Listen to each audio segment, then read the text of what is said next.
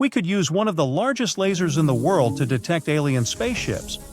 If aliens existed and managed to make a spacecraft as huge as Jupiter, our equipment could probably detect it using the ripples its warp drives would produce in space-time.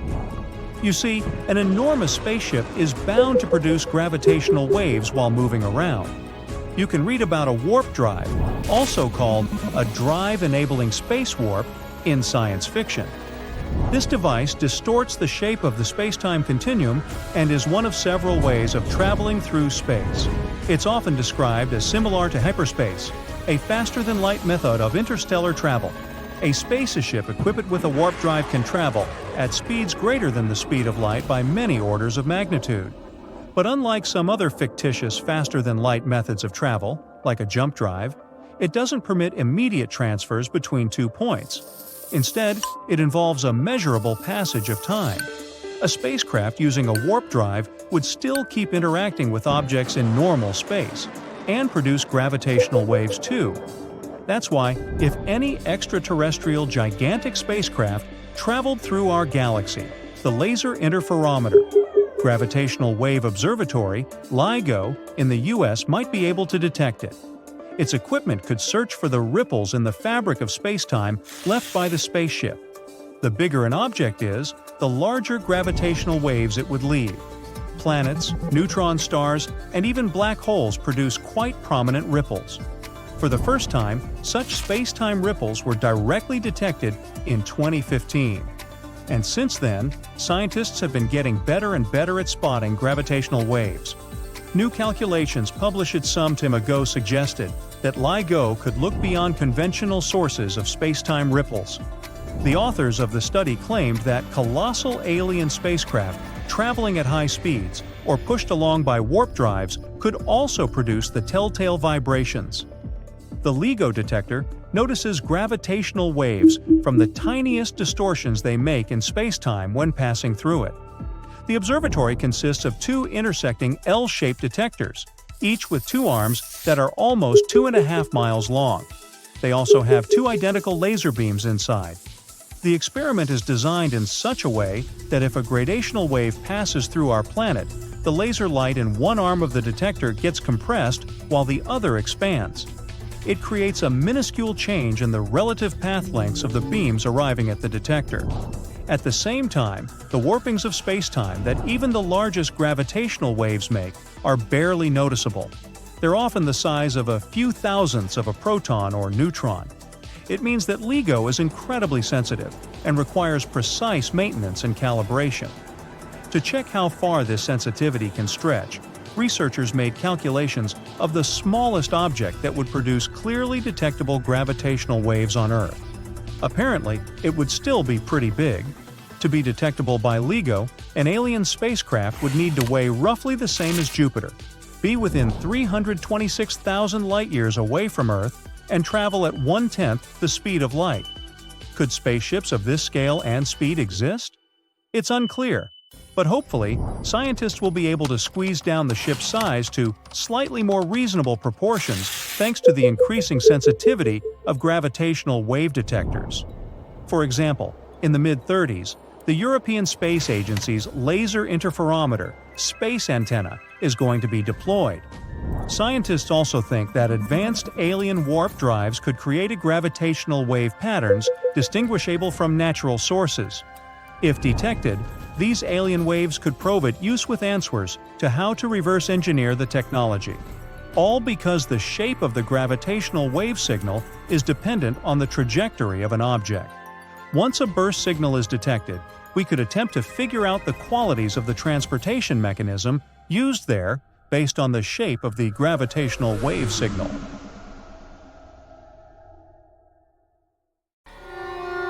Sirens sound. People run in different directions in search of bunkers and underground shelters. Dozens of planes take off to defend the Earth, all because our sensors have detected an extraterrestrial civilization ship in our solar system.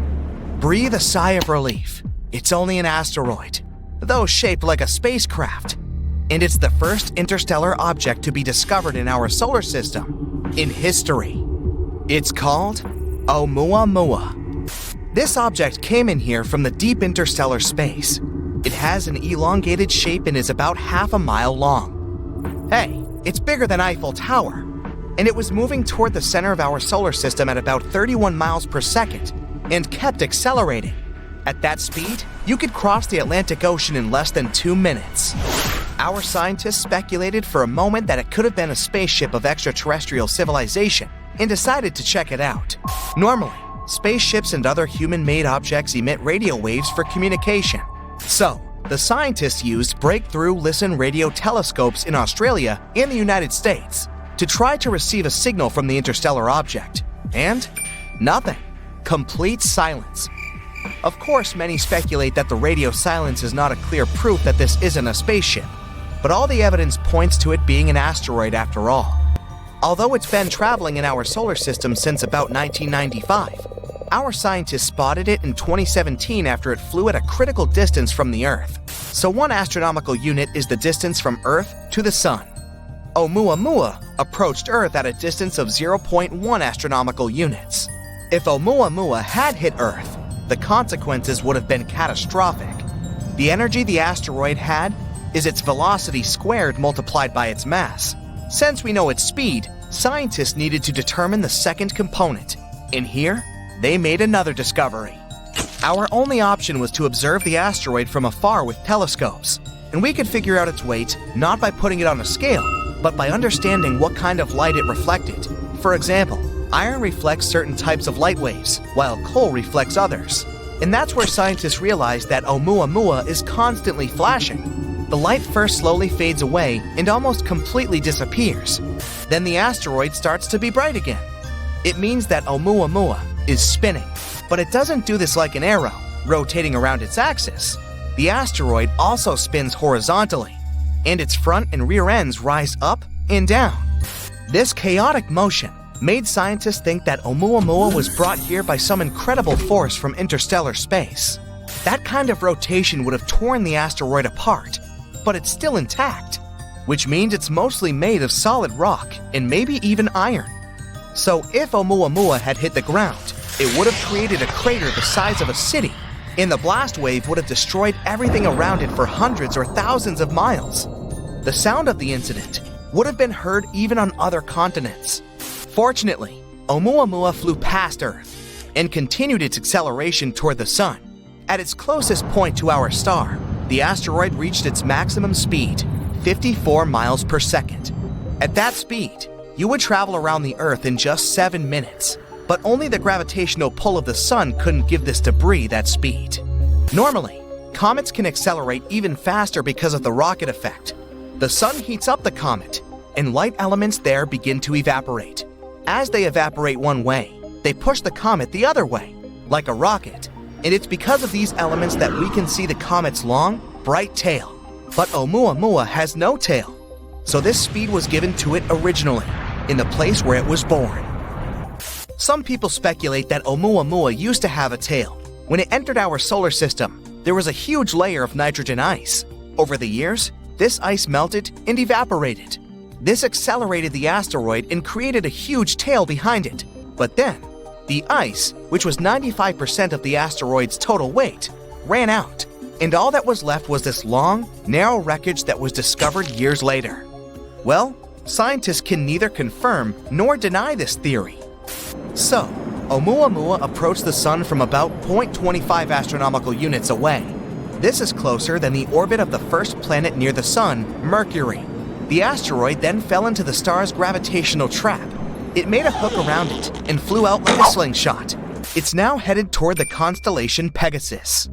So scientists believe that Oumuamua was born from a dramatic collision of an exoplanet somewhere in another star system with another massive object. As a result of the explosion, a huge narrow fragment was ejected into outer space, and for this reason, it continues to spin madly. This dramatic event could also have been a supernova explosion. Such explosions occur when a star ages. It runs out of fuel inside itself and shrinks for a split second. And then, bam! A powerful bright explosion is visible for light years around. The blast wave from a supernova could rip some exoplanets into small pieces. One of them is Oumuamua, or perhaps this asteroid came to us from the birth of a new star. First, there was a nebula. It was heavy and shrank around a common center of gravity. When the nebula's core became too compressed, it exploded, and the asteroids and cosmic debris burst into different directions. Scientists were considering sending a space probe to the surface of Oumuamua. We could study the interstellar body and use the asteroid as a taxi to other worlds. Flying to other stars with existing technology and rocket engines would take an incredible amount of time and fuel. But if we ride an asteroid, just like a horse, it could do the job for us. One option was to use a probe with a sail. Then instead of traditional rocket engine, the probe would be propelled by solar wind or a powerful laser. This concept would involve launching about 1,000 probes, each weighing less than a sewing needle, and each of them would be attached by cables with a light sail as big as a boxing ring. Then ground lasers will focus their beams on the sail and allow the armada of probes to accelerate to 20% of the speed of light. That's the speed needed to catch up with the asteroid as it leaves the solar system. Scientists thought we could use a gravitational maneuver around Jupiter to reach that speed in a conventional spacecraft. But we never made the launch, and it's too late to catch up with Oumuamua. Right now, it's heading toward the edge of our solar system and will soon leave it forever. Oumuamua was the first object to visit our solar system that we could observe and study. But there have been such guests here before. There is a theory that about 70,000 years ago, we were visited not by a meteorite, but by the double star system, Machholz's star. It approached the Oort cloud. This is such a wall of asteroids, space debris, and blocks of ice far at the edge of our solar system.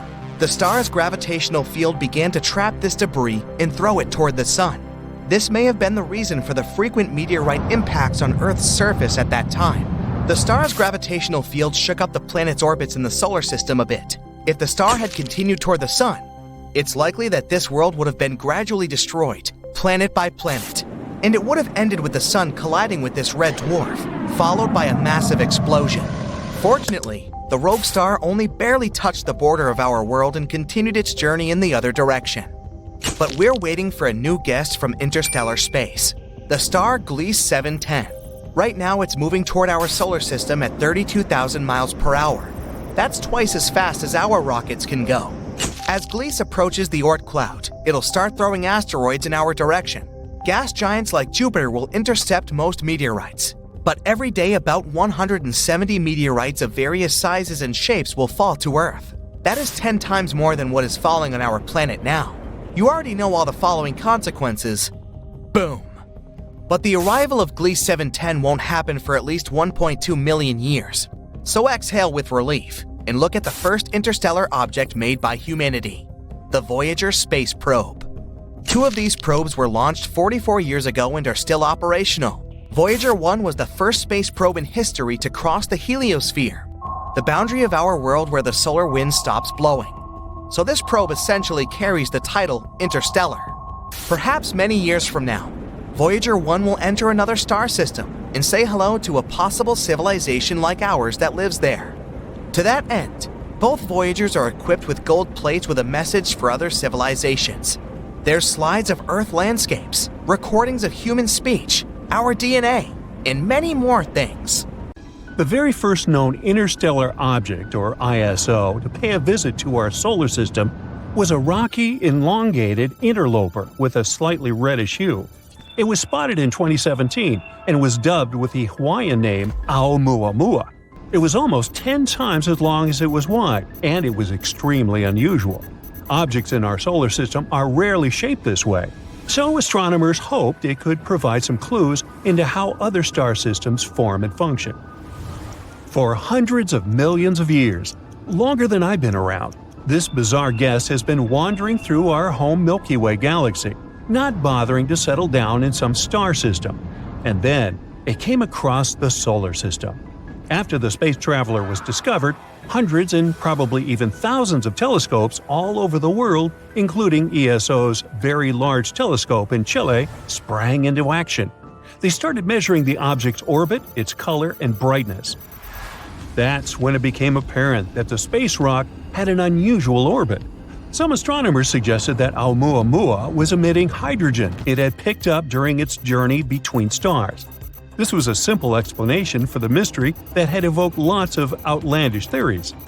When this bizarre guest was first spotted upon entering the solar system, scientists were not sure what its nature was. Some claimed it was a comet. Others disagreed, saying it didn't have the features typical for comets: a visible long tail and a coma, which is a cloud of gases surrounding the nucleus of a comet. Plus, its shape was different from that of other comets. The only thing that made Oumuamua more comet-like was the way it accelerated as it went away from the sun. The unusual object started to slow down on its way out, but in a strange way, as if not only gravity was in play there. It seemed like something was creating a force to counter this gravity. But unfortunately, this theory didn't quite fit either. The problem is that comets usually have large quantities of water ice on their surface, and as the sun heats this ice, it gets ejected as jets of gas. Those jets act as mini rocket boosters. But Oumuamua not only had no tail whatsoever, but it was also too small to capture enough solar energy to support this kind of activity. Of course, this mysterious space visitor caused some more outlandish theories. For example, some people started to claim that Oumuamua could be a spacecraft sent by a civilization living in another star system. However, scientists found a better explanation. A comet that is traveling between stars gets cooked by cosmic radiation. These rays penetrate thick layers of ice, converting up to 25% of water molecules into molecules of hydrogen. And then, this trapped hydrogen gets released when some star warms the comet. The effects of this process are almost invisible. This might be the reason why we didn't see a spectacular tail accompanying Oumuamua. At the same time, the potential comet was so small that this could produce enough force to power its acceleration. As for the amount of ice released as Oumuamua was coming closer to the sun, it was likely too small for astronomers to spot it. Now, even though Oumuamua was the first known interstellar object to enter our solar system, it wasn't the last. In August 2019, Comet 2I Borisov visited us, becoming the second ISO astronomers managed to spot. Now, no one can argue that there simply must be more visitors from faraway star systems than those two. ISOs are rare, but our solar system is pretty old. It must have been capturing some interstellar travelers over the millions and millions of years of its existence, even though they never stayed for very long. One study has taken a closer look at interstellar objects, and they concluded that these space travelers might be caught not in solar orbits, but in near-Earth orbits. The astronomers working on this project even go as far as to claim that there might be a lot of ISOs in orbit around Earth. Now, finding tiny objects in the vastness of the cosmos is extremely tricky. Think about it. What images of distant areas of space do we usually get? Mostly stars. Sometimes unclear pictures of exoplanets. Even more rarely, it can be disks of debris. But fine detail in small space objects? Almost never.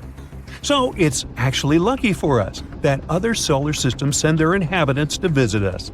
Because by studying ISOs, we gain insight into the formation, evolution, and functioning of other star systems. Have you ever heard of the Oort cloud? It's the most distant region of our solar system, and it's quite unusual. You see, the orbits of the planets lie mostly in the same flat disk surrounding the Sun. But the Oort cloud is believed to resemble a spherical shell surrounding the entire solar system. It looks like a gigantic, thick-walled bubble made up of chunks of ice and other space debris as large as mountains or even bigger. Astronomers think that the Oort cloud contains billions, if not trillions, of different objects. There might also be a connection between the Oort cloud and ISOs. Because scientists think that interstellar objects might outnumber those from the solar system in this region. Even though no one has ever observed the Oort cloud directly, astronomers are sure it does exist. They made such a conclusion after observing the distribution of comets in our solar system. The Oort cloud could have formed from debris in the early solar system, but some experts argue that the largest part of this unusual shell could be interstellar in origin. If travelers from other star systems are as common as some studies suggest, lots of the bodies on the edges of the solar system are likely to have originated in other systems. Sadly, this theory hasn't been proven yet. Now, since we've been talking about comets, not Cupid or Donder or Blitzen, one of them has recently approached the Sun at breakneck speed. It was 96P Machholz 1. This comet is around 3.7 miles wide, and astronomers think it might have arrived from outside the solar system. The NASA European Space Agency Solar and Heliospheric Observatory spacecraft has been monitoring the comet. So look at this. That's the comet's tail. It's mostly made up of gas. It's trickling behind frozen chunks of ice that are getting heated by the radiation coming from the sun. In some cases, a comet can have two tails, one made of dust and the other consisting of gas. And each of them can reach hundreds and, in some extreme situations, even millions of miles in length. In 2008, scientists analyzed the material left by 150 comets. They found out that the comet we're talking about was quite low in carbon and didn't contain a large enough amount of some other typical materials. This could only mean one thing. The comet was an interloper coming from another star system. It may have been ejected from its original solar system by the gravity of a large planet. After that, the poor homeless thing probably spent a large amount of time wandering around space, until it came across Jupiter. The gas giant could have bent the comet's trajectory, trapping it in orbit around the Sun. There's one more theory. According to it, the comet formed in a poorly studied region of the solar system, and it has this weird composition due to its repeated journeys around the Sun. Now, scientists are watching the comet with anticipation, like Christmas. Since it's an atypical one, both in its behavior and composition, they don't know what they will see, which makes the whole process even more exciting. Most comets falling toward the Sun are quite small, not more than 32 feet across. That's why they burn up as soon as they come close to our star. But the sheer size of Machholz 1, which is more than 2/3 the height of Mount Everest, seems to protect the comet from evaporating completely. If you somehow fell into a black hole, it might change your future and erase your past. Well, at least theoretically. Let's start with the real world we live in. Here on planet Earth, your past can definitely define your future. But imagine you're not on Earth, but somewhere out there in the endless universe, and you stumble upon a certain type of black hole. The one that a UC Berkeley mathematician found. Not to mix it with a regular black hole, let's call this type, what about a benign black hole, huh? So here's why you need a specific black hole. Thing is, you're highly unlikely to stay alive in a regular black hole. But according to some calculations made by a postdoctoral fellow, Hintz, from UC Berkeley, this specific type of black holes we agreed to call benign ones might expand at an accelerating rate. This is what makes it possible to survive the transition from our deterministic world to a black hole, which is not deterministic. Let's imagine you survived that passage, and now you're moving towards the center of a benign black hole. It's impossible to picture what's inside, and if you, as a traveler, could actually get into a black hole, you'd never be able to communicate to the outer world what interesting things are hidden in it. But it's not what interests us for now. We need to know how to get rid of the past. Hintz, the mathematician you already know, studies non-rotating black holes that have an electric charge. The most important thing about them is that besides the event horizon, they also have the Cauchy horizon. And here's the point. The Cauchy horizon is the place where so-called determinism simply breaks down. This may sound too scientific, but let me explain it to you. The Cauchy horizon is the place where your past doesn't determine your future any longer. So, here's a mathematically proven and apparently working method of how to get rid of your past. All you need to do is get into space, find a specific black hole, make it to the center, and get to the Cauchy horizon. However, if it sounds too complicated, you can simply try not to make mistakes here on Earth.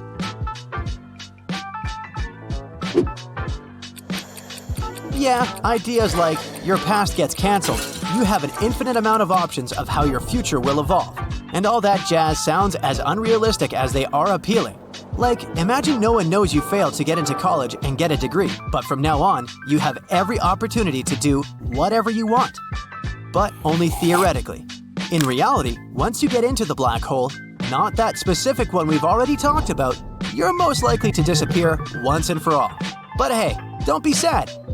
I'm only talking about your current physical form. It's a bit deeper than it might seem. Thing is, there's a curious principle of quantum mechanics that can be explained in a simple way. For starters, imagine that you're not a human being, but just information. You have your experience, your background, and your thoughts. All of these are the information you are. Now, let's make it even simpler. Imagine a USB drive or a book. Both of these things contain information.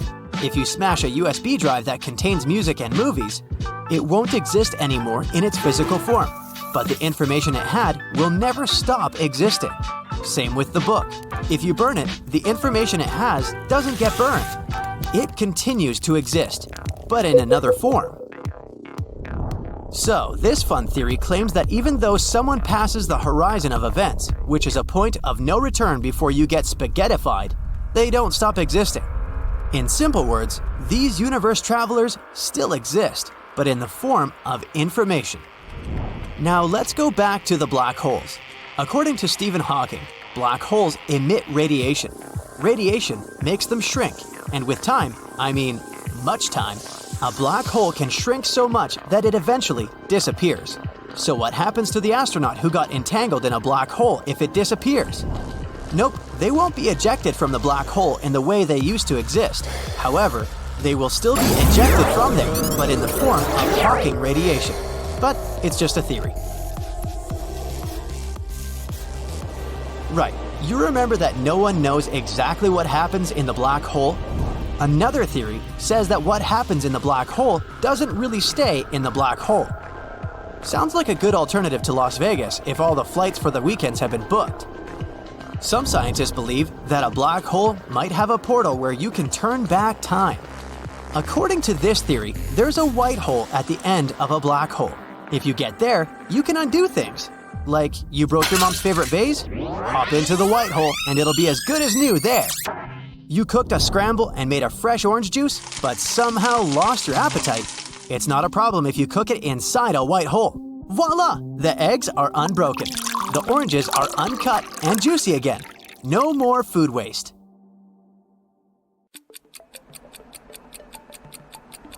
Alright, turning back time sounds really cool, so I guess we might actually need a black hole to help us out. If a black hole was made in a, let's say, lab, it could devour things until it grew big enough to consume the entire planet. First, it would munch on the Large Hadron Collider, which might possibly create something similar to a black hole here on Earth. Next, Geneva, where the Large Hadron Collider is located. Then the whole country of Switzerland, then Europe. At that point, it wouldn't be long before the Earth was gone too.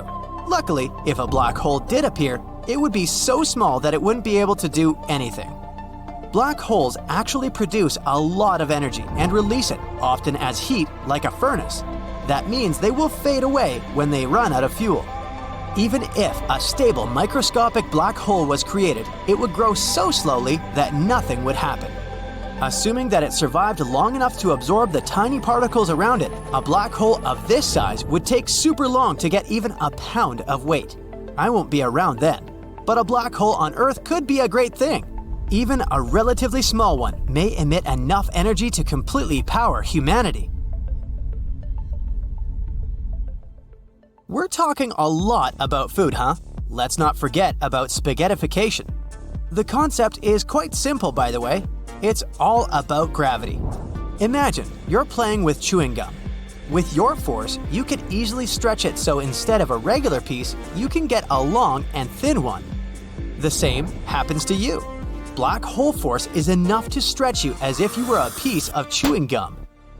Gravity holds you tight on one side, which makes you stretch. You may wonder, how come you don't get spaghettified on Earth if there's gravity too? Easy peasy. It's just too weak to do that with you. If you asked a butterfly to stretch the gum, would it be able to do that? Not likely. Their tiny limbs are just too weak. Same here. The Earth is just too weak compared to a black hole. So, if you were wondering whether you'll ever reach 6'6", it may never happen on Earth. But once you're in a black hole, you can go far beyond those mere 6'6". Your best hype moment won't last long though. If you stretch the chewing gum at one moment, it will simply tear apart.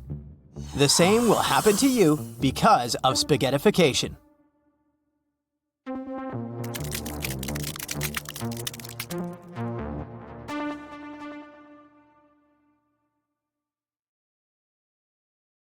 Now, I don't want to spook you, but there's a chance that our entire Milky Way galaxy is located in the so-called space void. It's a region where there's relatively little matter compared to other corners of the known universe, and it's much less dense than it is elsewhere in the universe. In other words, we might exist in an air bubble in a cake. If that's true, it would mean that we're even lonelier than we thought. In our universe, all the galaxies are constantly moving away from each other. In order to understand how far they move away, scientists use something called the Hubble-Lemaitre constant. It's like a speedometer, but for galaxies. However, there's a cosmic mystery called the Hubble tension. It's challenging what we know about the universe's expansion. Scientists used to consider the Hubble-Lemaitre constant a reliable guide, but our recent observations question this reliability. The speeds we see in real life don't match up with the distances we calculated and expected. They aren't sure why these measurements don't add up. Researchers followed the moves of supernovas and saw that the universe seems to expand faster around us than it does overall, as if it's actively avoiding us specifically. After considering this, they began to assume that we might all live in a cosmic void. Cosmic voids are vast, empty spaces between galaxies, kind of like between my ears. They make our entire world look like a big sponge. Now, let's go back to the beginning, just a fraction of a second after the Big Bang. Right after the beginning of everything, the universe was a hot, compressed plasma. It only had very tiny variations in density, called quantum fluctuations. After the Big Bang, the universe began to expand. Those quantum fluctuations grew together with it, creating regions of varying matter density. Because of that, the universe didn't expand everywhere uniformly. Instead, little claps of matter began to gather together over a long period of time, creating massive structures, galaxies. Galaxies are arranged in huge walls and filaments, with enormous gaps in between. And these gaps are voids, also known as dark space. Now, these voids aren't truly empty. In fact, they actually hold more than 15% of the amount of matter found on average throughout the entire universe. They still contain gas, dust, dark matter, and even stars and galaxies. However, they have less density than regions with galaxies, about 1/10 of the average matter density, which is why we consider them nearly empty. Usually, they'll have a diameter ranging from about 30 to 300 million light-years. That is an enormous distance, even on a space scale. For comparison, most planets and nebulas we've found so far have a distance of hundreds and rarely thousands of light-years away from us. In the case of voids, if you were in the middle of one, it would just look like seemingly eternal darkness. The closest stars would be so far away that they would be almost invisible to you. Some of them are especially large. They're known as supervoids. The largest known one was creatively named Giant Void. It's so big, it's impossible for us to even imagine. 1.5 billion light-years away, with a diameter of 1 to 1.3 billion light-years. Yeah, it's basically a big dark vacuum. But even this giant vacuum isn't entirely empty. The Giant Void houses 17 separate galaxy clusters within its expanse. However, it might not be the biggest emptiness in our universe. There's this thing called the CMB cold spot. It's this unusually large and chilly area of our universe that we saw through the microwaves. It really stood out on the map of our universe with its unexpectedly low temperatures, and scientists have spent many years trying to figure out what the thing is. In 2015, scientists proposed that this place might be a supervoid, and probably the largest one ever. Being even more original with this one, they called it the Great Void. If it's true, this place would be an emptiness of about 1.8 billion light-years in diameter, about 1,000 times larger than typical voids. Not everyone thinks that's possible, so scientists keep arguing over this one. There's another interesting theory going about this place. One researcher suggested that this place might have been a trace on our collision with a parallel world. It's a pretty bold hypothesis, but unfortunately, there's no way for us to confirm or deny it with our current technologies. In any case, as the universe expands, these voids will grow, and the walls connecting galaxy clusters will stretch and break. Eventually, the voids will merge, leaving gravitationally bound galaxy clusters as islands in the expanding emptiness. In other words, sooner or later, the great emptiness will consume everything in our world. So, it turns out we might be a rare occasion in a supervoid, one of the 15% of matter. This would explain why we're surrounded by relatively few galaxies. This discovery, if true, challenges the standard model of cosmology which we created with Albert Einstein's help. It would mean that gravity in general behaves differently than what we expected. According to the standard model, such a significant underdensity shouldn't exist. Because of that, scientists will have to explore and consider this idea thoroughly. It might just challenge our very basic understanding of physics. The scientists call this the local hole. The discovery of the local hole may hold clues to explaining the Fermi Paradox. Maybe in this specific part of the universe, where we hang out, the chance of intelligent life developing anywhere nearby is very low. Perhaps all of the sentient beings hang out somewhere beyond our supervoid. But that doesn't mean we should lose hope, or that life anywhere nearby is impossible. In fact, life in the universe might be much more common than we previously thought. We know that the inner planets, like Mercury and Venus, are inhospitable due to extreme conditions. However, Venus looks interesting because even though it's a crazy toxic planet, scientists believe that it was very Earth-like in the past. It could have even hosted life. Unfortunately, it was too close to the Sun and all the nice conditions evaporated over time. But there's a possibility of microbial life surviving in its high-altitude clouds. Mars, a cold desert, also might have been a friendlier place in the past with rivers and lakes. Though now it lacks a protective atmosphere, ancient life might have existed there. In that case, it would leave potential fossils and underground microbes could still survive. We've discovered some signs of them, but are still debating whether this stuff was truly organic or not. The gas giants, like Jupiter and Saturn, and ice giants are not ideal for life, but their moons offer hope. Europa has an ocean beneath its icy surface, making it a potential hotspot. Enceladus releases water into space, carrying complex molecules that hint at interesting possibilities. And Titan is especially unique. It has liquid bodies on its surface. Rivers and lakes have hydrocarbons. While its frigid temperatures aren't great for life, scientists ponder if it might host life with a different kind of chemistry. However, it will take us decades to check all these celestial bodies and study them properly. We haven't sent anything so far since the times of Voyager 2, but if we're lucky, we might explore our solar system during the 21st century.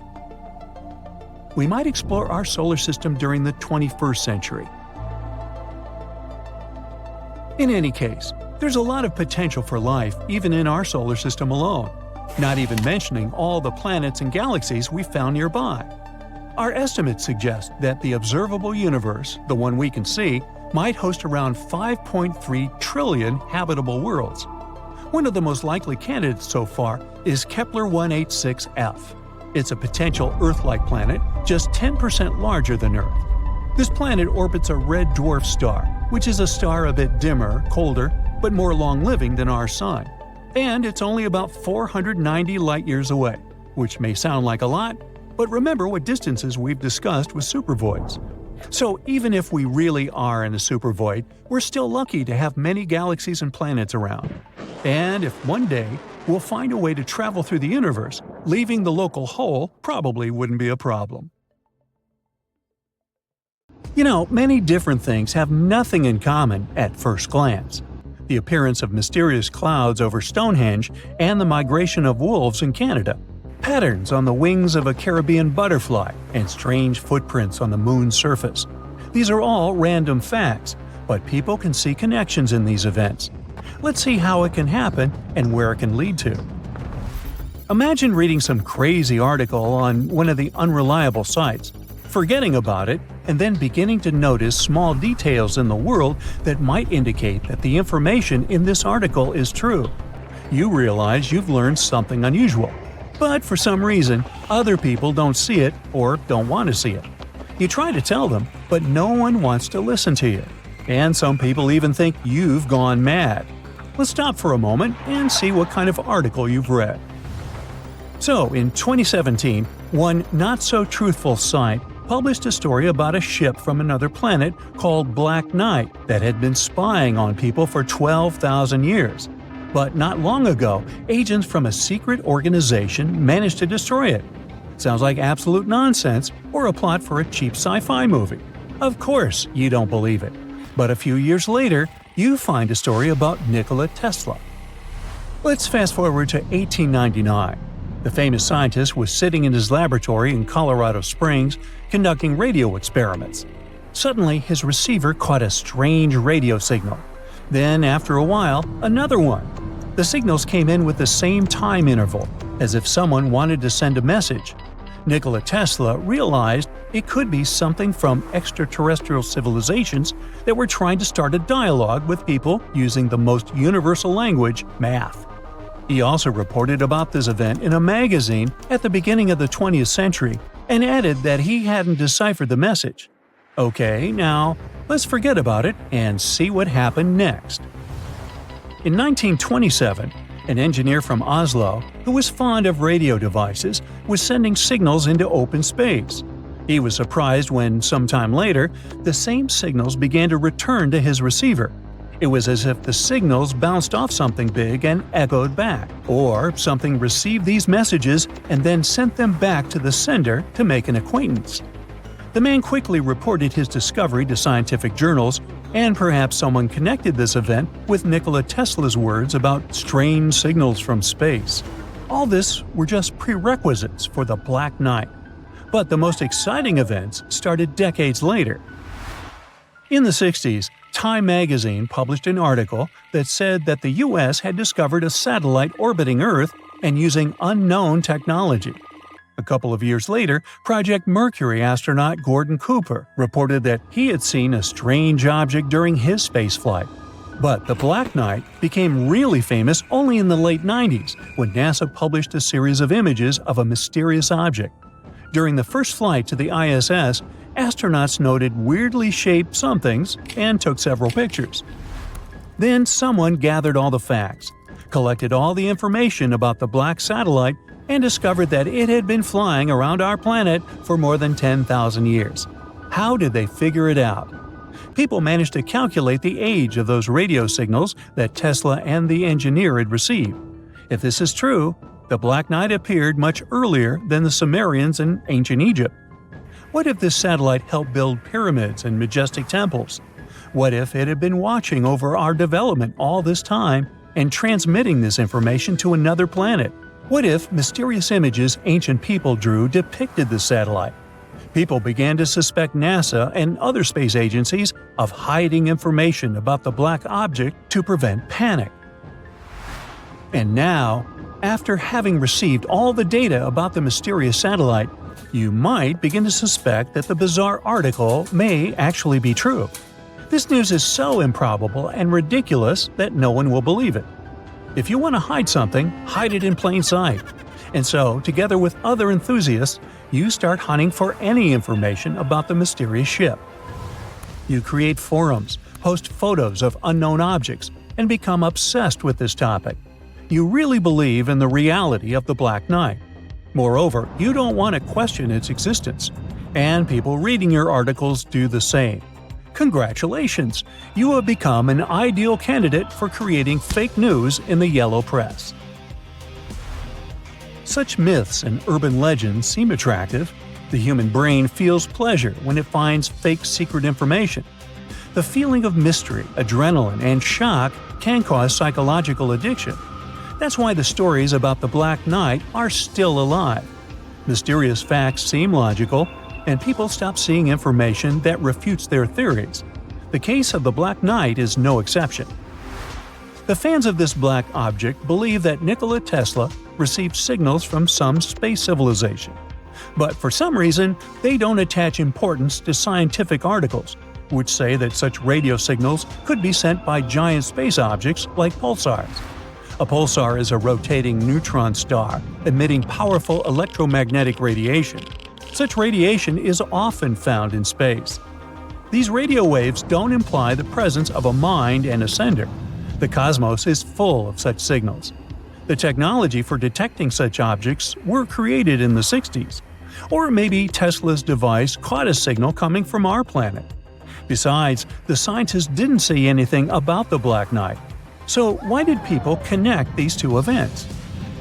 That story with the Norwegian engineer is still unexplained. Yes, his signals returned as an echo, but this had nothing to do with the flying object in question either. You might as well say that the satellite somehow influenced the Titanic. There's no logic in such assumptions. Strangely, no one connected the Black Knight with the Yeti or the Kraken. Now, let's return to that Times article about a strange object flying around Earth. It also stated it was a fragment of an American reconnaissance satellite. But fans of myths and legends apparently didn't notice this explanation. As for astronaut Cooper, who is said to spot some object during his mission, he actually saw nothing. He even showed a transcript with no reports about the black satellite. However, some believers in other civilizations keep silent about this fact. So, the main proof of the Black Knight's existence is the photos taken during the first flight to the ISS. The astronauts noticed this strange object and took pictures, but it wasn't a surprise for them because some part of the ship broke away during some work they did outside. It was a piece of thermal coating. The astronauts sent the photo to NASA, and the space agency assigned it a personal number, as it does with all such objects. A few days later, the Black Knight fell out of orbit and burned up in Earth's atmosphere. Almost all this information was recorded in official protocols. One of NASA's engineers, who knew the photographer of the black satellite, explained that those famous photos depicted an ordinary piece of the ship. There was nothing fantastic about it. But the fans of extraterrestrial rockets must have missed all this information. All these myths have long been debunked, and all the false facts have been refuted. But the Black Knight continues to live in many people's minds and on the pages of the Yellow Press. It has become a link between many reports of strange flying objects. Over the years, hundreds of stories have appeared about secret laboratories with extraterrestrial technologies, about NASA hiding secrets, and about creatures from other planets. And many people connected these myths with the black satellite. It has stopped being a real physical object. Now it's a cultural phenomenon. Remember how the main symbol of extraterrestrial civilizations was a flying saucer? It's not trending anymore. Today, the symbol is a black, weirdly shaped stone. Don't be fooled. Now, think about the vastness of the universe. Our galaxy contains between 100 and 400 billion stars. Many of them can potentially host planets. Many of those planets might have water in them and be capable of supporting life. And this is just the Milky Way alone. What's the likelihood of other intelligent civilizations existing out there? Well, there's a famous formula called the Drake equation. It's a mathematical tool to guess how many civilizations from outer space might be able to talk to us in our Milky Way galaxy. It was made by a scientist named Frank Drake in 1961. Here are the variables in it. N is the number of civilizations we could potentially talk to in our galaxy. R star is how fast new stars are born in our galaxy. F sub p is the fraction of stars with planets around them. N sub e is the average number of planets around each star that could support life. F sub L is the fraction of those planets where life might actually start. F sub I is the fraction of planets with life that could become smart civilizations. F sub c is the fraction of smart civilizations that send signals into space. And L is how long those civilizations keep sending signals. Of course, we won't get an exact number like this. It's more like an educated guess, and we don't have any answer to that. But based on at least some information we know, there might be around 100 million worlds where life should have evolved. But if that's the case, then why haven't we met or heard from anyone? This is called the Fermi Paradox. It's named after the famous physicist Enrico Fermi. He asked a simple but very important question: where is everybody? Our universe should be filled with chatty extraterrestrial beings, advanced civilizations, and spaceships zipping around. Yet, when we look up at the night sky or listen with our radio telescopes and antennas, it's eerily quiet. All we get is the so-called Great Silence of the universe. Scientists from Oxford University's Future of Humanity Institute are trying to answer this question. And they're not the only ones. A group called METI, for Messaging Extraterrestrial Intelligence, organized a workshop in Paris in 2019 to explore this mystery. The workshop brought together experts from various fields, like astrophysics, biology, psychology, and so on. One of the ideas discussed is called the zoo hypothesis. It suggests that perhaps other civilizations do exist, but they're simply not broadcasting their presence. Maybe they know that making direct contact with us could be risky for both sides. So they're intentionally avoiding us, because they're watching us like observing a zoo. They could be using advanced technology we can't detect. There are also some optimistic explanations, like time delays. Space, as you know, is unimaginably big. The time it takes for signals or information to travel across the universe is enormous. It's possible that other civilizations exist, but their signals haven't reached us yet, or ours haven't reached them. But some explanations aren't very optimistic. Like, some scientists think Earth might really be unique. Maybe the conditions that led to life and intelligent beings are so incredibly rare that there are no other planets like ours. Scientists point out that there are many planets similar to Earth, and some are much older. This means there should be plenty of planets where life could evolve.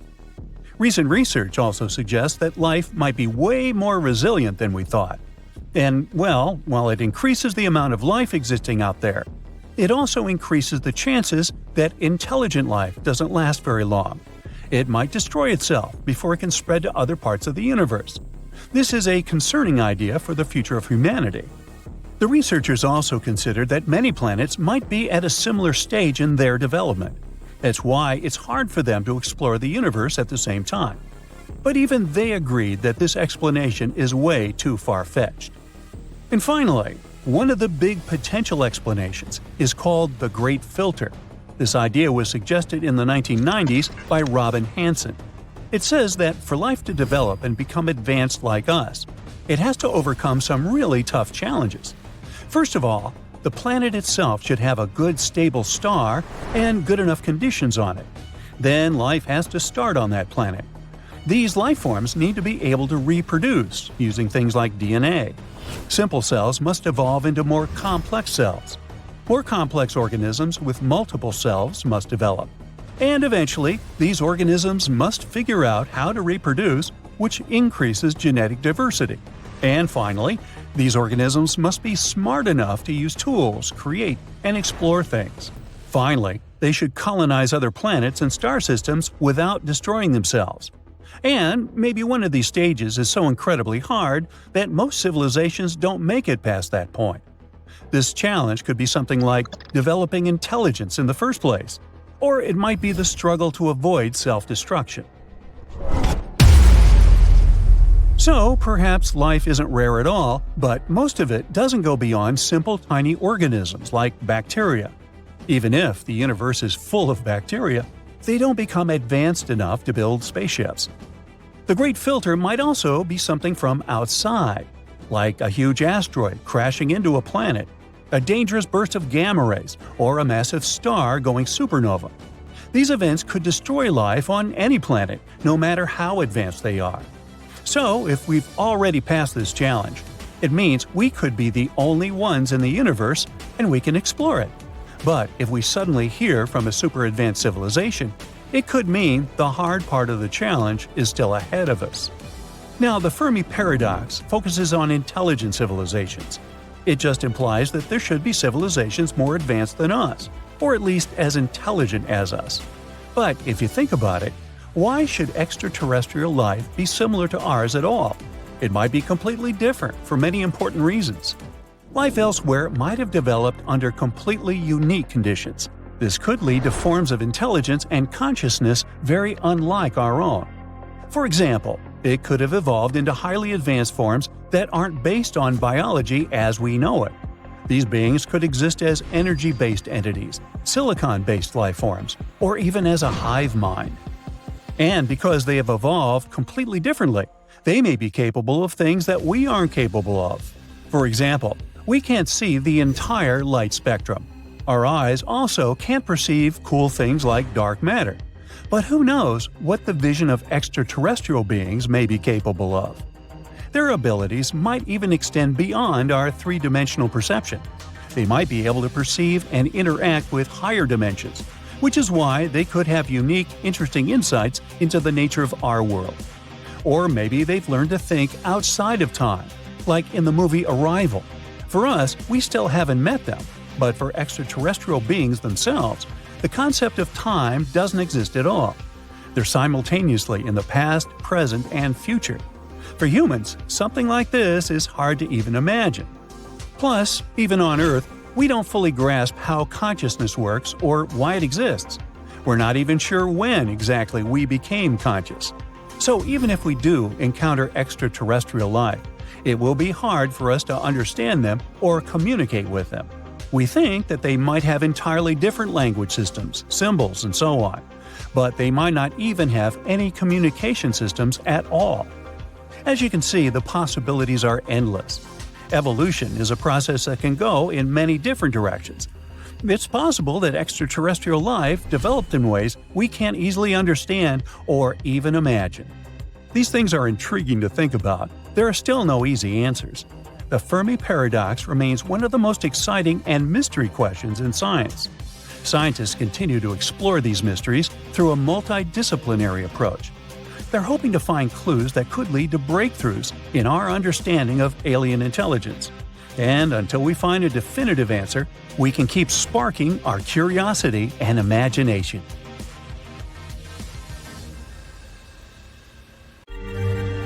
How about I tell you that aliens might exist? I know it probably goes against everything you believe in, but it's a new model of the universe that could explain how intelligent life spreads and distributes. This model makes lots of predictions. For example, we should expect to meet another civilization at some point.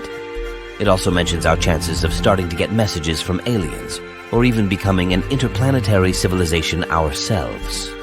This model also explains why we haven't met other space civilizations yet, considering the huge number of stars and galaxies in the universe. But let's go into detail.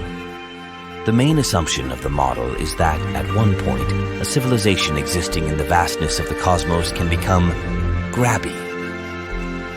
You see, there are two types of civilizations. Quiet aliens don't actually try to expand. Neither do they change much. And after some time, they just disappear. That might be the reason why we don't have any data about them. And all that is left to do is to make speculations about their existence. But there are also loud aliens. They supposedly keep spreading really fast until they meet other space civilizations. The model also calls these loud aliens grabby. That's because they expand from their home planet at a fraction of the speed of light. They also make significant and visible changes wherever they travel. And they last for a really long time, too. Why might we suppose that grabby aliens exist? Because their existence may be the most plausible explanation for why humanity appeared so early in the history of the universe. See for yourself. The current date is 13.8 billion years after the Big Bang. Small stars can burn their cosmic fuel for up to 1 trillion years. And according to the standard model of the origin of advanced life, it's more likely to appear at the end of the longest planet lifetimes. Well, grabby aliens might be to blame for our early appearance. Such civilizations could set deadlines for others. If such aliens indeed exist, they will occupy most of the observable universe really soon. And when they succeed, no other civilizations will be able to appear, because all the habitable planets will already be taken. A civilization like ours, advanced but not grabby yet, could only appear early, because later it wouldn't have a chance to do it. There's another reason why the idea of grabby aliens seems plausible. Look at life on Earth, like humans. Aren't we grabby in many ways too? Species, cultures, and companies tend to expand and occupy new niches and territories as fast as they can. For example, species spreading on new territories get access to new resources, and thus increase their population. Why shouldn't we expect the same behavior from extraterrestrial civilizations? The main author of this model, Robin Hanson, was also the first to introduce the idea of the Great Filter in 1996. According to the Great Filter theory, the universe is filled with countless life forms, but people haven't stumbled across any of them yet because somewhere there is a Great Filter.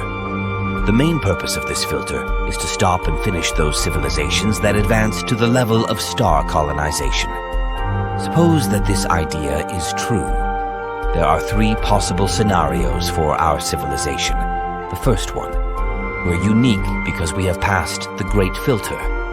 Other civilizations haven't managed to make it this far. The second scenario goes like this. We're among the first potential colonizers, before the conditions in space were too harsh for life forms to leave their home planets. In this case, chances are high that we'll soon encounter other civilizations. And the third scenario is quite worrying. We haven't reached the level of technological development that is advanced enough for the filter to locate us. This means that we haven't passed the filter yet. In other words, the trial is still ahead, and it's a big question if we manage to pass it. We fly away from Earth to look at it from a distance. It glows like a holiday tree. Big cities look like yellow spots at night, and during the day, we see strange structures, like a palm tree-shaped island in the UAE, or a dark band that runs all the way through China, the Great Wall. These are traces of human existence. Now let's point our telescope at other planets. Mars, it's just an empty, endless desert. Venus, only rocks and volcanoes. Even if we look into distant space, all the planets out there are deserted and lifeless. Not a single trace of an extraterrestrial civilization. Many people are convinced that life on Earth isn't unique at all. Here's our galaxy. There are billions of sun-like stars. And here is the entire observable universe with billions of such galaxies. There's an almost infinite number of stars, and near each of them, there may be habitable worlds. But we may not have found life on other planets because it hides from us under the surface. For example, there's Europa, a satellite of Jupiter, slightly smaller than our moon. Its structure resembles a soft-boiled egg. Its surface is a hard crust of ice, but if you take a big enough drill, you can get to the liquid yolk, an ocean of water. Jupiter and its satellites are very far from the sun, so it's quite cold there, about 270 degrees below zero. So liquid water instantly turns to ice. But Jupiter has a strong gravitational force that causes a lot of friction inside Europa, and its core heats up. The heat melts the ice, and we have a watery ocean under the surface. Water is the foundation of all life, so there could be simple bacteria in that ocean. And who knows, maybe there are other life forms out there. For example, weirdly shaped fish. Because of the weak gravity, their bodies are built differently, or something like whales feeding on plankton. In 2009, scientists found a planet that is completely covered by an ocean, GJ 1214. It's about 40 light-years from Earth, and about 75% of its mass is water. Still, the temperatures on this planet are so high that water evaporates and takes the form of super liquid water. There's so much steam that it feels as thick as water itself. No life could exist in such conditions. But scientists have recently found at least 24 planets better than Earth, and called them super habitable. These planets orbit distant stars in their habitable zone. It's the sweet spot at a perfect distance from the star.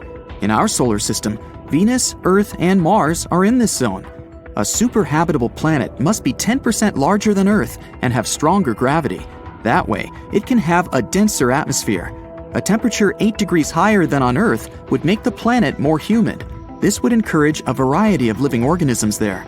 These planets may be great for life, but it's hard to tell if there is life there already. The main marker that would confirm the existence of an advanced civilization there might be radio waves. Imagine a habitable planet similar to Earth. In the process of evolution, intelligent beings appeared there, like humans. They're much taller because of low gravity, and their eyes are adapted to the light from another star, much brighter than the sun. Sooner or later, this civilization will have to use radio waves to communicate with each other. We can think of these waves as loud sound from speakers. Here's Earth. We're now actively using radio waves, and the noise coming from our planet is pretty serious. If a neighboring planet had radio telescopes, big dishes that catch these waves, they would realize that life is blooming here. There are many radio telescopes on Earth that are pointed into distant space, waiting for a signal from aliens. But we haven't received anything yet. Still, that doesn't mean there isn't a planet somewhere in the universe that emits radio waves. It's all about distance. We're jumping 200 light years to another star. Suppose there's a planet X where life exists. The civilization here is advanced enough to use radio waves, so they release the first wave into space. Our radio telescopes won't be able to pick it up until 200 years later. This also works the other way around. Radio communication on Earth has only existed since 1895. Our radio signal won't reach Planet X until 2095, and only then the aliens will hear our voice. But this radio noise doesn't stay for long. Every year, our technology improves, and our radio noise decreases. We're beginning to use mobile communication, cable TV, and fiber optics. This all reduces the volume of our planet in the radio spectrum, and soon it will simply become invisible to other planets. The same thing is happening on the other side. So, the radio waves coming from civilizations are a brief blip on the cosmic scale, and we can't accept radio silence as proof that extraterrestrial life doesn't exist. A giant telescope, which could take a direct photo of a possibly inhabited planet, would change the situation. We zoom in on the photo, and there it is! We see alien cities with tall buildings and lots of antennas. But now, we can't look that far away. We can take pictures of Mars and its satellites, and even their quality misleads us. For example, Cydonia. It looks just like a human face on Mars. We thought there used to be an ancient civilization there that made some sort of sculpture or memorial. More extravagant theories said it was the remains of a giant human, and there's a whole body of it under the sands of Mars. But in fact, it was just a hill. Strong winds blew out some hollows there, and when there was a shadow in those hollows, we took them for human eyes and a mouth. Or a monolith on Mars' satellite Phobos. We found a smooth rock there that was almost as tall as the pyramid of Cheops. The news has spawned many theories about the civilization that built it, but it turned out to be no more than a rock. The infinite number of stars and worlds around them almost guarantees the existence of other civilizations, so why wouldn't they come to Earth, right? We think that life throughout the universe develops in similar scenarios. The emergence of simple life forms, followed by evolution and growth of a technologically advanced civilization. But, just like on Earth, cataclysms happen there too, causing mass extinctions. Meteorites, for example. Perhaps there was a civilization out there ready to go into outer space, but a huge meteorite, like the one that wiped the dinosaurs off the Earth's surface, made that civilization disappear, and life on that planet began a new cycle from scratch. In addition, the more advanced the civilization, the greater the risk of its self-destruction. Scientists might conduct experiments in machines like the Large Hadron Collider and accidentally create a black hole there. It would begin to swallow everything around it and grow in size. Soon, all the super-developed cities of this civilization and the entire planet would simply disappear. Another possibility for super-advanced civilizations is to travel through wormholes. Those are tunnels in space-time between universes. Aliens might travel through them and lose interest in going back. But it's also possible that life on Earth is unique. That's because our planet was formed thanks to a number of incredible coincidences. The first is the location of our solar system in the galaxy. In the Milky Way, there are constant fireworks of exploding supernovae. The radiation from these explosions destroys everything around it at great distances. Our solar system is right in the sweet spot of the galactic orbit where we're safe from such explosions. Another factor is the moon. One theory of the formation of the moon says that about 4.5 billion years ago, a meteorite the size of Mars crashed into us. If the impact had been straight, the Earth would have just broken apart. And if that meteorite had only scratched the Earth, the pieces would have just flown away. But the collision occurred precisely so that part of the meteorite remained in Earth's orbit and formed the moon. Then, the moon stabilized the Earth's rotation and heated our core with gravity. Only then, our planet developed a magnetic field, which protects us from the solar wind. Other scientists believe that life outside Earth may be biochemically different. Carbon and water are the basis of our bodies, but carbon could be replaced with silicon or phosphorus, and water could be replaced with ammonia or methane. These atoms could form molecules of different shapes and perhaps assemble into a living organism. Life based on such elements would be unlike anything seen on Earth. At the edge of our solar system, there's a cold and mysterious region known as the Oort cloud. It's a hypothetical vast area of icy space objects surrounding the Sun. It's believed to lie far, far away from our star, from 2,000 to 5,000 astronomical units. For comparison, Pluto's orbit carries the planet between 30 and 50 astronomical units from the Sun. And there, in this freezing emptiness, a rogue planet may be hiding right at the moment. At least, that's what new research has recently suggested. Rogue planets are called this way because they don't orbit around any star. They wander the galaxy alone, totally untethered. Without stars, they don't have days or nights, only eternal darkness.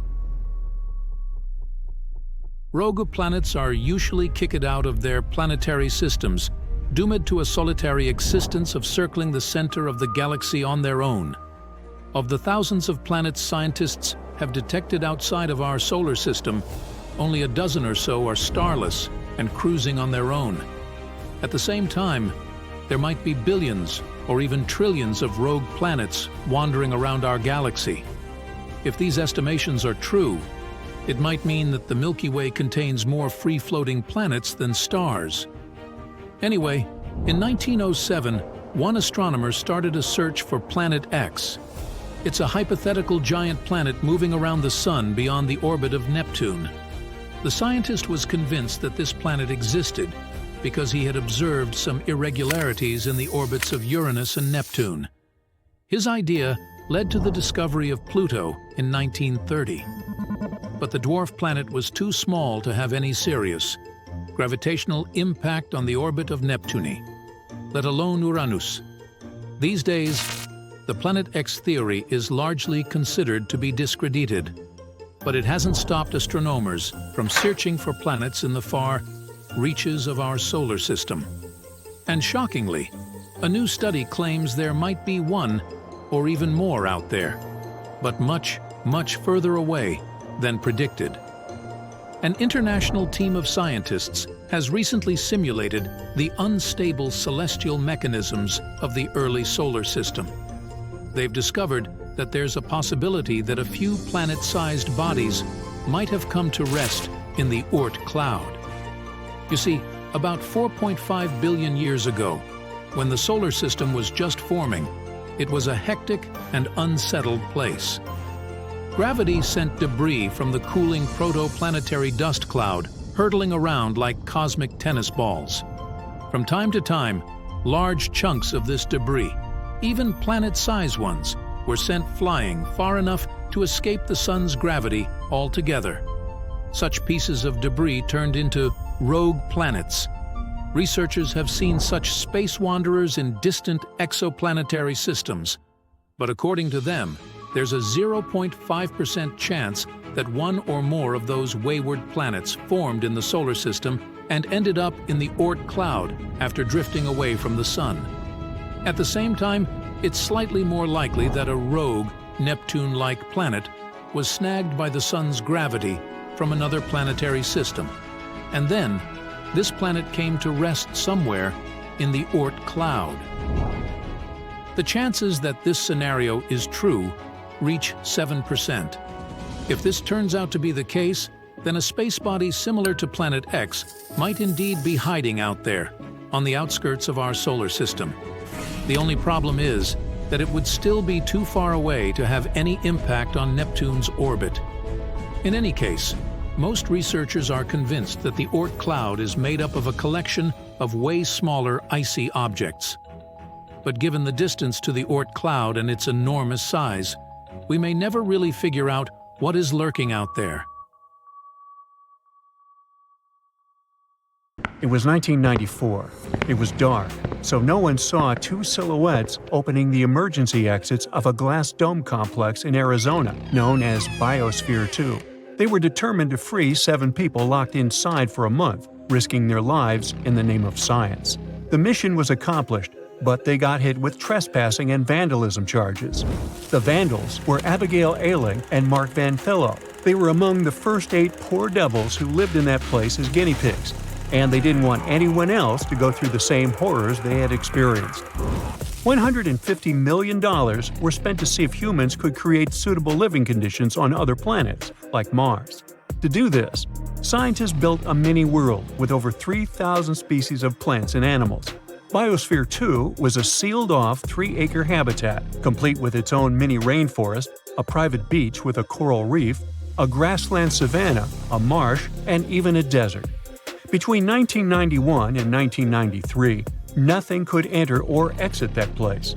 The group of 8 people locked inside called themselves Biospherians, rocking matching Star Trek-like jumpsuits, growing their own food, and breathing their own air. They began with high hopes and a 5-star hotel-style breakfast, but things took a darker turn over the months. The whole team was starving and turning orange. In Biosphere 1, which is the real Earth, you can order a pizza in 2 minutes. But inside Biosphere 2, it took them an endless 4 months to whip up a margarita-style pie. They had to harvest wheat for the dough and milk goats for the cheese. The goal was to be completely self-sufficient, and they became part of an atmosphere, quite literally. When they breathed out, their CO2 fed the sweet potatoes they were growing, and those sweet potatoes became part of them since they were essentially eating the same carbons over and over again. They had so many sweet potato feasts that their skin actually turned orange from all the excess beta-carotene. What seemed like a funny situation at the time highlighted a big issue. The crop yields in Biosphere 2 were a total disappointment, and the crew was starving. They were going crazy from hunger, and moments of sudden anger led to doing regrettable things, like stealing bananas from the basement storeroom. At some point, the freezer had to be locked. Over the first 6 months, each of them lost between 18 and 58 pounds of weight.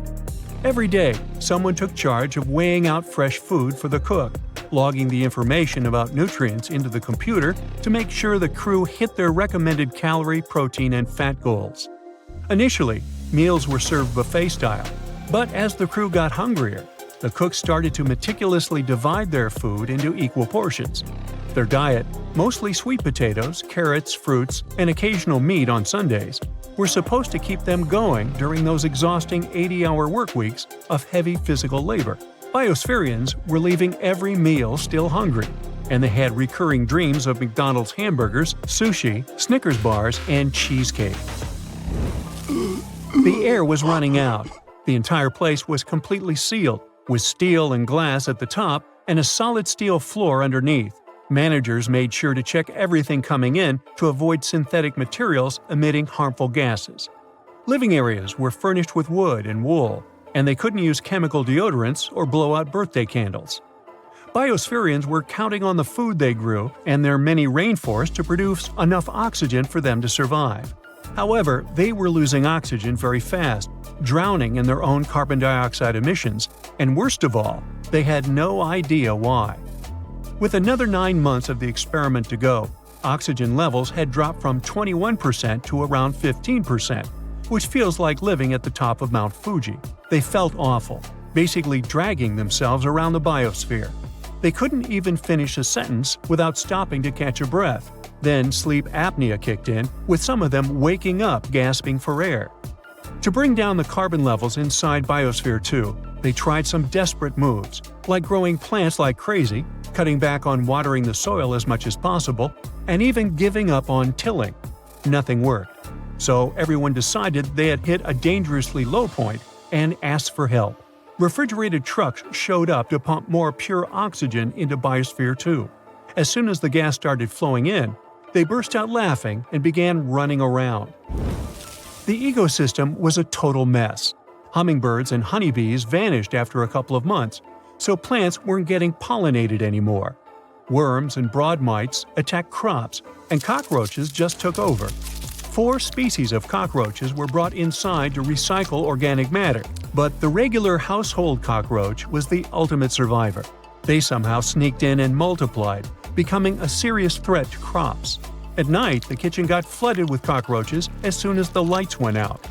To combat the infestation, the group greased coffee mugs with lubricant and put pieces of papaya inside as bait. Roaches would climb inside, but they couldn't scale the slippery sides to escape. Being hungry, lacking oxygen, dealing with bug infestations, that's enough to make anyone go nuts. Heated arguments led to cups being thrown and people being spat at. Eventually, the whole group just split into two. They stopped talking and could walk right past one another in the hallways without even making eye contact. Half of them wanted more food and oxygen to continue the research with some dignity, while the other half believed in survival without external help, no matter the costs. The truth is, the sealed chamber had been breached long before that. Just 2 weeks after they got inside, a biospherian named Jane Pointer cut off the tip of her finger in a cooking accident while making rice.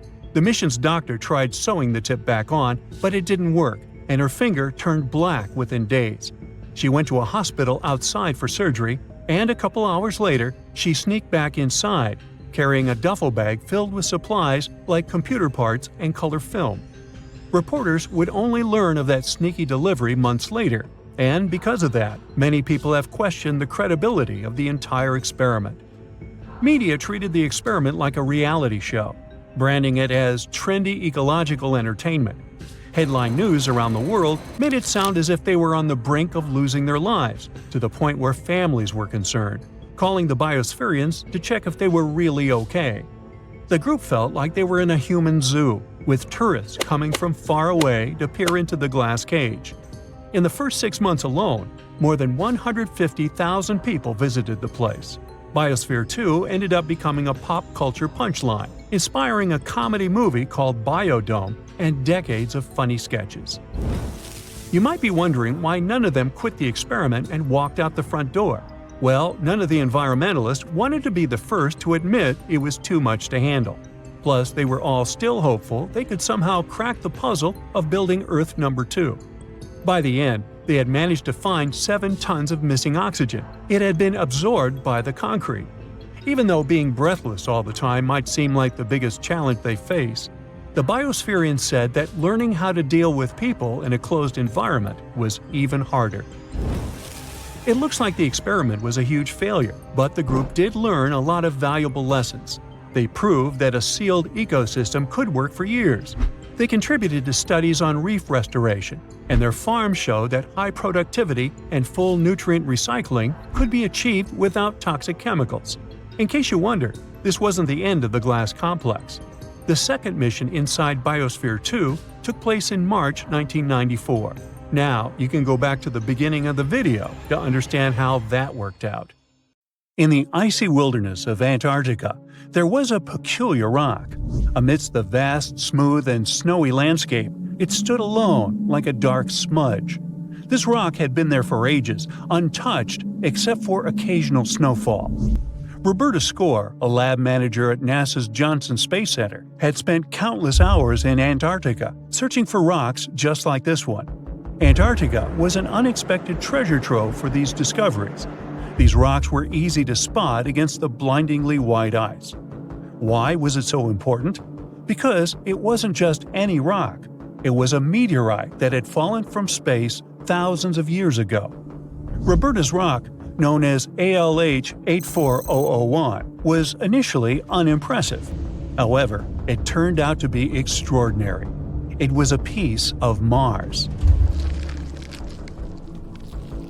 The rock's chemical composition perfectly matched the surface of the red planet. Turns out, it had been blasted off Mars during a colossal collision millions of years ago. It was wandering through space before landing on Earth. There, it had remained undisturbed for a very long time. Scientists at Johnson Space Center carefully examined this Martian visitor. Years later, physicists made a remarkable announcement. This meteorite contained tiny structures that looked just like living organisms found on Earth. NASA immediately shared this discovery with the world. We found fossilized evidence of life on Mars. However, as other scientists got their hands on the rock and conducted further studies, they began to doubt it. Yes, it was a fascinating piece of rock, but Martian chemistry might create similar structures without life being involved. So, unfortunately, it wasn't conclusive evidence. But all this debate raised a very important question. Would we recognize extraterrestrial life if we saw it? There are more than 200 different definitions of life in scientific literature. So, what should we be looking for? To figure out what makes something alive, scientists have come up with 3 important things that living things must have. First, living things need to store information about themselves. This information tells them how to work and what they're like. It's a bit like having a set of instructions for how they function. Second, they need to be able to interact with their environment and create reactions. These reactions help them get energy, move around, and respond to changes or dangers. Lastly, they must be able to make copies of themselves, reproducing, and making other things that are just like them. This ability is a big part of what makes something alive. The famous physicist Erwin Schrödinger was one of the first people to figure this out. He said that storing, using, and passing on information is super important for life. It's like a cycle. Information helps create reactions, and some of those reactions let living things make copies of themselves. On Earth, we see this in action. We humans, for example, have DNA to store our information. It helps us with our evolution. Thanks to all this, we can adapt to our surroundings over time. Nature sees that some traits are helpful for survival, so they stick around, while others get left behind. In other words, a way to define life is by saying that it's subject to this process called Darwinian evolution. But how did it happen that things capable of evolution appeared? And when did the very first life emerge in our universe? To find out the answer, let's go to the very beginning of everything. The beginning was the Big Bang. Right after it, there were no stars or galaxies. The universe started as a mostly even and empty place, with just a tiny bit denser than the rest. After the first second or so, first protons, neutrons, and electrons, among other particles, appeared. And just about a couple of minutes later, these protons and neutrons came together to make stable atomic cores. Then, everything was a super-hot soup of particles for about 380,000 years. It was way too hot to form anything dense. The universe needed some time to chill. After it calmed down a bit, it let electrons join these cores, forming neutral atoms for the first time. Finally, some comfy temperatures. If we were there, we wouldn't have needed the sun to keep us warm. That cosmic background radiation would have been enough. Could life appear at this point? Probably not. In those early moments after the Big Bang, the universe had only hydrogen, helium, a tiny bit of lithium, and almost none of the other elements life needs. Life, as we know, requires things like water and organic compounds. So it wasn't about the temperatures, it was about the ingredients. Now, everything had to form over time from these atoms. To create something like a planet, which is much denser than the universe on average, it needed a lot of time and gravitational squeezing. Gravity is the real hero of this story. It changed the universe completely. Even though it started slow, it kept going and got stronger. Regions that were a bit denser could pull in more matter, and the denser they got, the more they attracted. The very first star should have formed around 50 to 100 million years after the Big Bang. These stars could become incredibly massive, hundreds or even 1,000 times bigger than our Sun. And when these stars formed, it didn't take long, maybe 1 or 2 million years, before they disappeared. Just for comparison, our own Sun is 4.6 billion years old and still going strong. When huge stars reach the end of their lives, something incredible happens.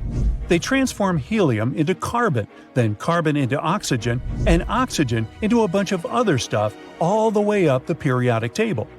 Then the star's core collapses, causing a massive supernova. This huge BAM releases all these heavy elements into the universe. Hooray! Now the space is filled with something new. The universe acquires many cool things, including the ingredients needed for rocky planets and organic molecules. Each generation of stars gets even richer than the previous one. Yes, to more elements. It means more rocky planets, more essential ingredients for life, and more chances for complex organic molecules to form. And now, when the universe was around 300 to 500 million years old, rocky planets were already popping up everywhere. Great. Can we have some life now? That depends on what we see as life. The recipe for life, as we know it, needs a special ingredient, carbon. Carbon is special because it can bond with other atoms in so many ways. It can connect with different shapes to build all sorts of amazing complex structures. It's carbon that helps us form things like DNA and proteins, which are the building blocks of living things. Now, while the universe made rocky planets relatively quickly, it took a bit longer to get enough carbon floating around. It appeared about 1 to 1.5 billion years after the Big Bang. As soon as it appeared, the universe finally had enough conditions to create life as we know it, which is why scientists are searching for planets around these oldest stars in the universe. These guys definitely had enough time for evolution. But just because you and me are made of carbon and other elements from exploded stars, doesn't mean that all life should be. Scientists are open to the idea of alternative biochemistries. There might be non-carbon-based life that we don't know about yet.